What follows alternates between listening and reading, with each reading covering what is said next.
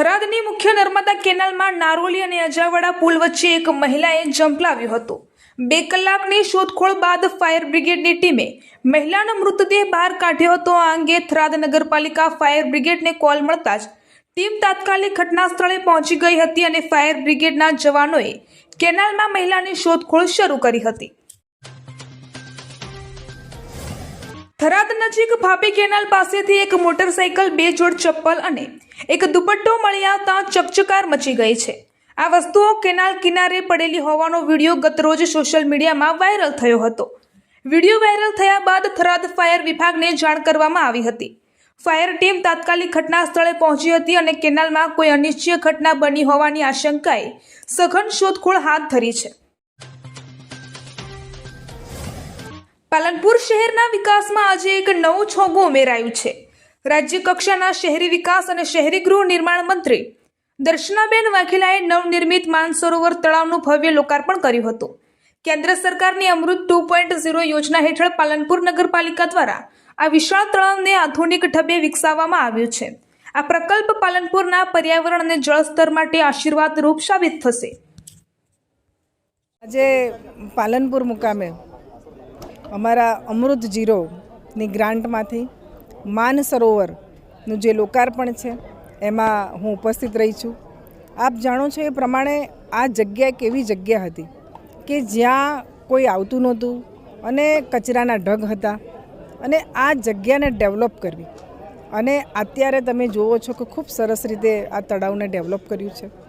સાથે સાથે હું એ વાત જરૂર કહીશ કે અમારા પૂર્વ મંત્રી કાંતિભાઈએ આની શરૂઆત કરી હતી કે ભાઈ આ જગ્યાએ એક સારું ડેવલપ તળાવ બને, પરંતુ અમારા નગરપાલિકાના પ્રમુખ અને અમારા ધારાસભ્યના સહયોગથી આજે આ તળાવ ડેવલપ થયું છે।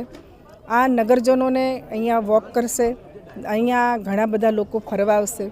નગરપાલિકામાં માત્ર નળ ગટર પાણીનું કામ નહીં, પરંતુ લોકોની સુખાકારી વધે, એમને મનોરંજન મળે, એ લોકો સારી રીતે ફરી શકે તેના માટે આ એક ખૂબ સારો પ્રયત્ન કર્યો છે। હું એ વાત પણ જરૂર કહીશ કે અમારી સરકાર અને શહેરી વિકાસ મંત્રી તરીકે મને ખબર છે કે ઘણી બધી આવી ડેવલપ માટેની ફાઇલો અમારા ત્યાં આવતી હોય છે।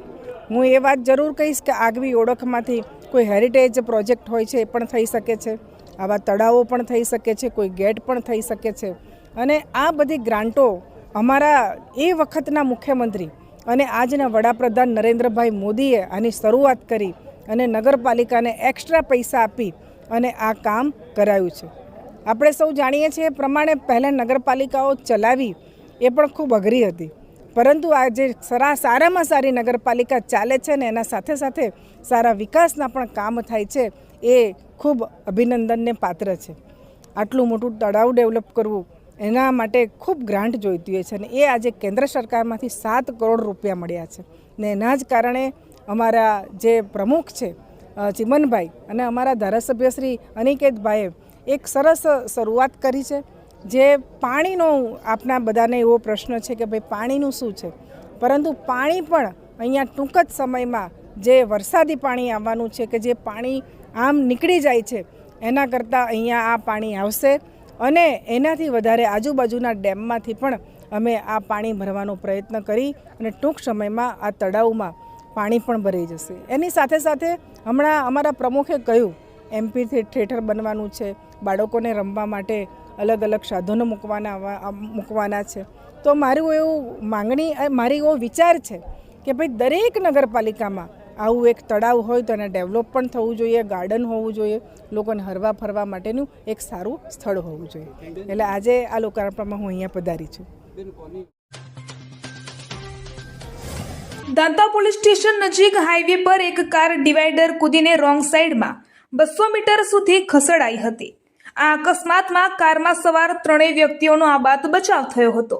પ્રાથમિક માહિતી અનુસાર આ કાર સતલાસણાથી નારગઢ જાન લઈને આવી રહી હતી। દાંતા પોલીસ સ્ટેશન આગળ ડ્રાઈવરે સ્ટીયરિંગ પરથી કાબુ ગુમાવતા કાર ડિવાઈડર કૂદીને સામેના રોડ પર પહોંચી ગઈ હતી।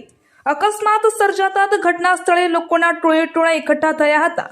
લોકોએ કારને સીધી કરવા માટે અને તેમાંથી સવાર 3 લોકોને બહાર કાઢવામાં મદદ કરી હતી। કારમાં સવાર ત્રણેય વ્યક્તિઓને સામાન્ય ઈજાઓ પહોંચી હતી, પરંતુ સદનસીબે કોઈ જાનહાનિ સર્જાઈ ન હતી. બનાસકાંઠાના ડીસા તાલુકાના લોરવાડા ગામે ગુરુ બ્રાહ્મણ સમાજ દ્વારા એક ધાર્મિક કાર્યક્રમનું આયોજન કરવામાં આવ્યું હતું. આ પ્રસંગે જગતગુરુ ગંગાચાર્ય 1008 મહેન્દ્રગીરીજી બાપુનું આગમન થયું હતું, જ્યાં ગ્રામજનો દ્વારા તેમનું ભવ્ય સ્વાગત કરવામાં આવ્યું હતું.